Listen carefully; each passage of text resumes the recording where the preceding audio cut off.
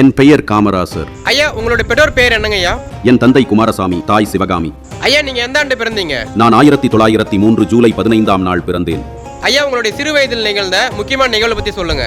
எனது தாத்தா நாட்டாமைக்காரராக இருந்தார். பல சமயங்களில் பஞ்சாயத்து கூட்டங்களுக்கு என்னையும் அழைத்துச் செல்வார். நான் ஓரோரமாக உட்கார்ந்தபடி எனது தாத்தா கூறும் தீர்ப்புகளை கவனித்து வருவதனை கண்ட பலரும் எனது பண்பை பாராட்டினர். ஐயா, நீங்க எங்க தமிழ் கத்துக்கிட்டீங்க?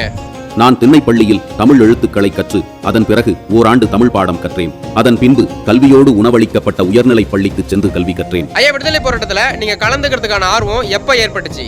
எனது 7 வயதில் வந்தே மாதரம் என்ற சுவரொட்டில் எழுதப்பட்டு இருப்பதைக் கண்டேன். அந்த சொல் காமராஜராகிய எனது மனதில் ஆழமாக பதிந்து விட்டது. எனது உள்ளத்தில் மெல்ல மெல்ல விடுதலை போராட்ட உணர்வும் சுடர்விட்டுக் கொண்டிருந்தது. எனக்கு 12 வயதிலேயே பள்ளிக்கு செல்ல இயலா நிலை ஏற்பட்டது. ஐயா, உங்களுடைய அரசியல் ஈடுபாடு பத்தி சொல்லுங்க. இது குறித்து மேலும் தகவல்களை பாகம் 2 கூறுகிறேன். மாணவ செல்வங்களே, இன்று உங்களுக்கான வரலாற்று கேள்வி. கர்மவீரர் என அழைக்கப்படுபவர் யார்?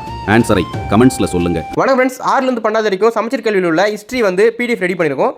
இதுல வரி எடுக்கப்பட்ட டெப்தா எடுக்கப்பட்ட 20,000க்கு மேற்பட்ட கொஸ்டின்ஸ் இதில் கவர் ஆகிடும். 6ல இருந்து 12 வரைக்கும் இருக்கக்கூடிய ஹிஸ்ட்ரியில் உள்ள எல்லா டாபிக்ஸ்லுமே எளிமைப்படுத்தி உங்களுக்கு ஒன் வேர்ட் வடிவில் இதில் ரெடி பண்ணியிருக்கோம். இது பார்த்தீங்க அப்படின்னா டிஎன்பிசி குரூப் 4, குரூப் 2 அப்புறம் போலீஸில் பிசிஎஸ்ஐ எல்லா எக்ஸாம்ஸுக்கு பயன்படும். இந்த 20,000க்கு மேற்பட்ட ஹிஸ்ட்ரி நோட்ஸ் பிடிஎஃப் உடைய விலை பார்த்தீங்க அப்படின்னா 60 ரூபா மட்டும் தான். இந்த பிடிஎஃப் தேவைப்படுறாங்க ஸ்க்ரீனில் தர வாட்ஸ்அப் நம்பருக்கு 6 to 12 20,000 + ஹிஸ்ட்ரி பிடிஎஃப் அப்படின்னு சொல்லிட்டு மெசேஜ் பண்ணிங்க அப்படின்னா உங்களுக்கு மேற்கொண்டு சொல்கிறோம்.